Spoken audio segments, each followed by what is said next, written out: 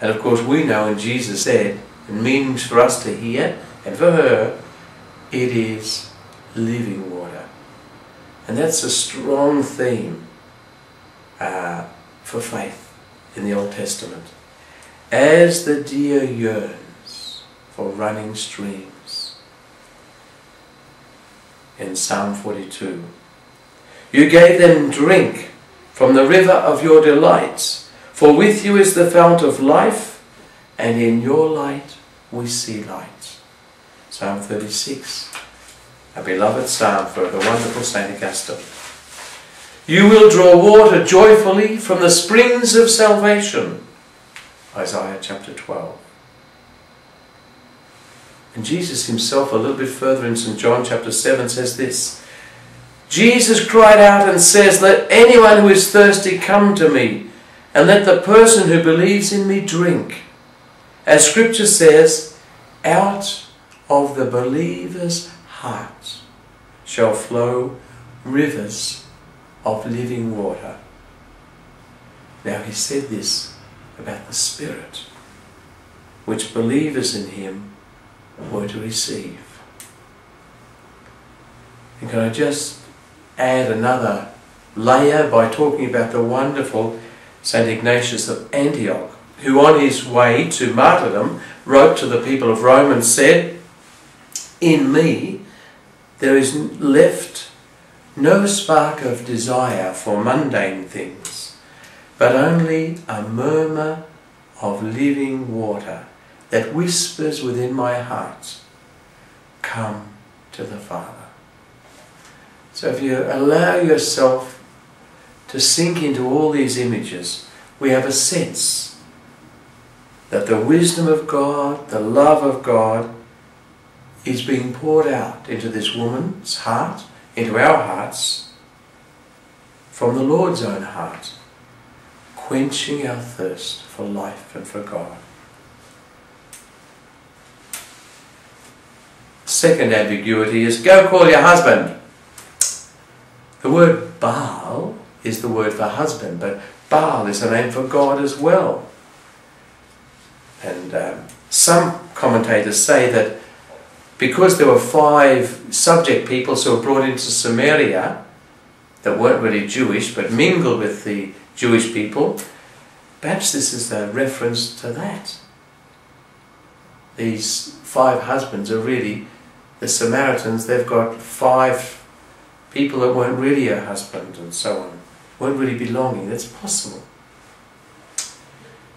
Jesus says that God can be worshipped as Father only by those who possess the Spirit, which makes them God's children. Reminding us of Romans, St. Paul in Romans. When we cry, Abba, Father, it's that very Spirit bearing witness with our spirit that we are children of God. We can only say, Father, through the gift of the Spirit.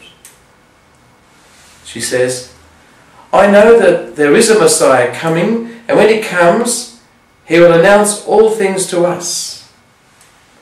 Interestingly, her understanding of the Messiah is the Samaritan understanding, which comes from the book of Deuteronomy. He's going to come as a teacher. Somebody who will teach us how to know and love God. And Jesus says, I am He. Now that is an extraordinary phrase. I am He. The Greek is ego, I, ego, eimi, am, I am. Now when we look at that from the Greek, when we understand the background of that, it goes back to Exodus, the burning bush, I am. But even more so, it goes to 2nd Isaiah, where the great prophet 2nd Isaiah is trying to tell us about what God is going to do and who God is, and God is I am. So we're going to encounter the phrase I am in Jesus' lips a significant number of times, so that with that background we have a sense of Jesus proclaiming He is God. Okay, the scene changes. The disciples return and they say, "Rabbi, eat something." But he said, "I have food to eat that you don't know about." And we're reminded, of course, of what the book of Deuteronomy says. One doesn't live by bread alone, but by every word that comes from the mouth of God.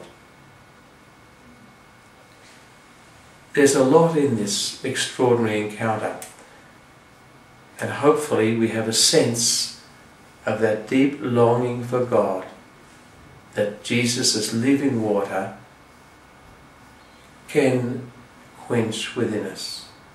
Give us a drink.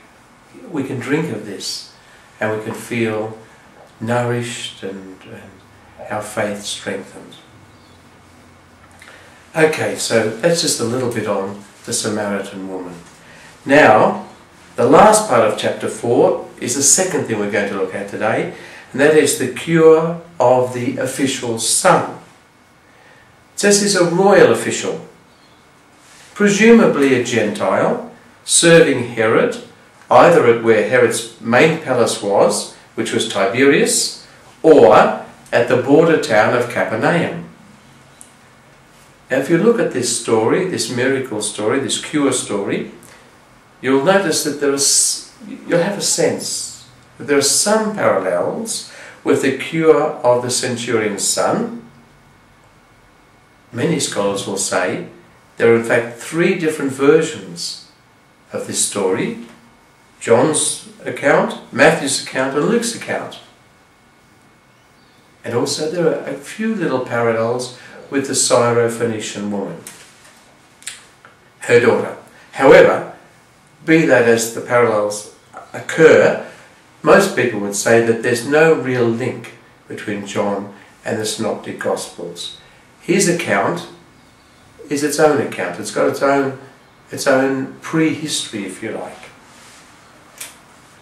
And certainly what is unique in John is the phrase, Jesus replied, "Unless you people can see signs and wonders, you'll never believe." And this is a call, of course, to the people, these people, you people, to go deeper, beyond signs and wonders, to following his word, to believe because of him, not because of all the signs and wonders that are seen. Interestingly, isn't it, that we've got it's a call to us, I think, too, to see how important a thing that miracles are in our own life. Lourdes, for example, or the Shroud of Turin, or rosary beads that change at Medjugorje, all those sorts of things. Okay, St. John is saying that's inadequate for faith. You're on the journey, but we've got to believe in Jesus. Why is this passage of the cure of the official son here? Now, what's St. John wanting us to think about? Well, again, to emphasize the theme of faith and also the theme of life, the cure. Faith. The man put his trust in the word Jesus had spoken. That's in the text, and that's faith. Extraordinarily strong. So this faith, this Gentile has, is very much like the faith the Samaritans had. And the other theme is life. This is the triumph of life over death. Return home, your son is going to live. And life will become an important theme, of course, throughout, and has been already, but it's going to go stronger in this gospel. So this occurs at Cana, and it sort of rounds off from the first miracle of Cana to the second miracle of Cana.